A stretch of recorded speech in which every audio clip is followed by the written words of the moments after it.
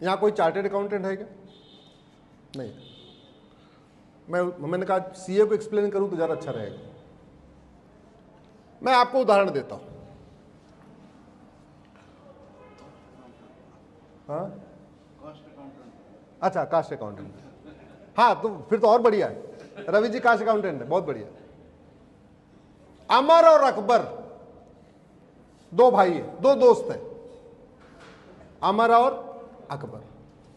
दोनों की आर्थिक स्थिति बराबर है। दोनों कह रहे हैं कि काम करो, चलो हम दोनों टूर एंड ट्रेवल का काम करेंगे। दोनों की आर्थिक स्थिति ऐसी है कि दोनों 10-10 गाड़ी खरीद सकते हैं।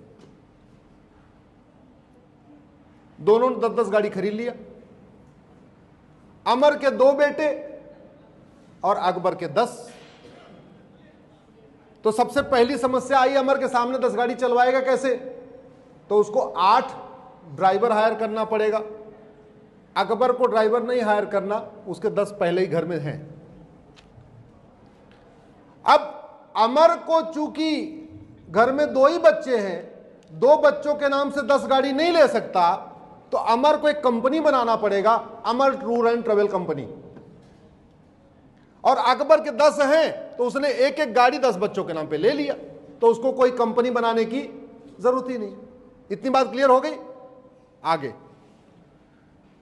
चूंकि अमर को टूर एंड ट्रेवल कंपनी बनानी पड़ेगी, तो अमर को पीली पट्टी वाली गाड़ी खरीदनी पड़ेगी, सफेद पट्टी वाली गाड़ी नहीं खरीद सकता। तो पीली पट्टी वाली गाड़ी का इंश्योरेंस भी ज्यादा होता है, रोड टैक्स भी ज्यादा होता है। तो अमर को जो गाड़ी 11 लाख में मिली, अकबर को वो गाड़ी कितने मिल गई? 10 लाख में।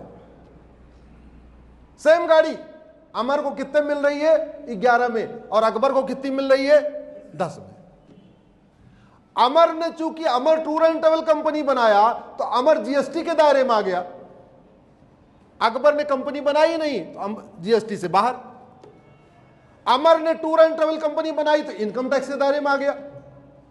अब जब जीएसटी के दायरे में आ गया, इनकम टैक्स के दायरे में आ गया, तो बिना सीए के उसका काम नहीं चल सकता है, उसको सीए भी हायर करना पड़ेगा।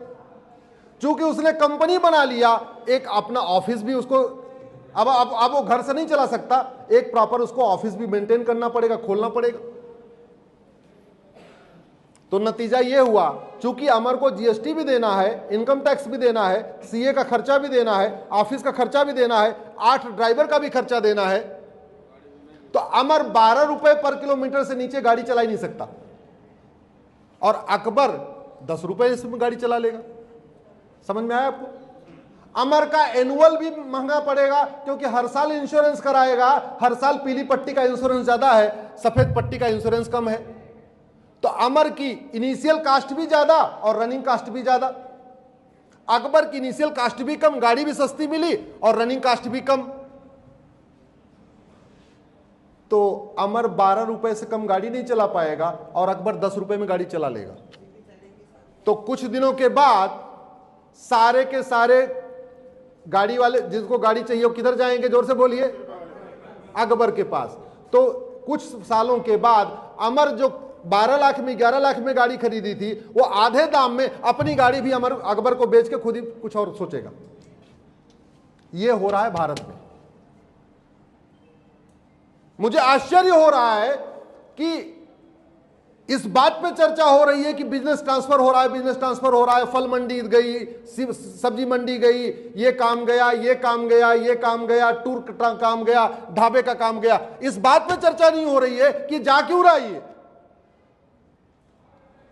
ये जाने का कारण ये टैक्स सिस्टम है। इसलिए मैंने पीआईएल फाइल किया। सारे टैक्स खत्म करो, इनकम टैक्स खत्म करो, जीएसटी खत्म करो, टोल टैक्स खत्म करो, रोड टैक्स खत्म करो, इंश्योरेंस खत्म करो, सारे टैक्स खत्म करो, केवल एक्सपेंडिचर टैक्स लगाओ। जो कमाने पे कोई खर्चा टैक्स नहीं, खर्च करने पे टैक्स लगाओ। जो जितना खर्च करेगा उतना टैक्स देगा। हालत यह हो गई कि अमर टूर एंड ट्रेवल वाला बेचारा 2000 रुपए का शर्ट खरीद पा रहा है, और अकबर 10-10 हजार रुपए का चश्मा पहन के घूम रहा है। ये टैक्स सिस्टम हमें बर्बादी की तरफ ले जा रहा है। ऐसे अनेक एग्जाम्पल है। मैंने तो आपको एक एग्जाम्पल, चूंकि यहां पे कोई सीए नहीं था इसलिए मैंने टेक्निकल भाषा में नहीं, एक आम आदमी की भाषा में बताया। आपको लग रहा है ये टैक्स सिस्टम बदलना चाहिए कि नहीं? जोर से बताइए जरा। ये टैक्स सिस्टम हमारे लिए हानिकारक है कि नहीं? तो केवल मेरी पीआईएल से काम नहीं चलेगा, सांसदों को पकड़िए, मिलिए, बात करिए, उनको बताइए भैया 1 नेशन 1 टैक्स लागू करो, ये दुनिया भर का झमेला खत्म करो। नहीं तो अभी तो कुछ बिजनेस गए हैं, 10 साल के बाद सारे बिजनेस हमारे हाथ से निकल जाएंगे।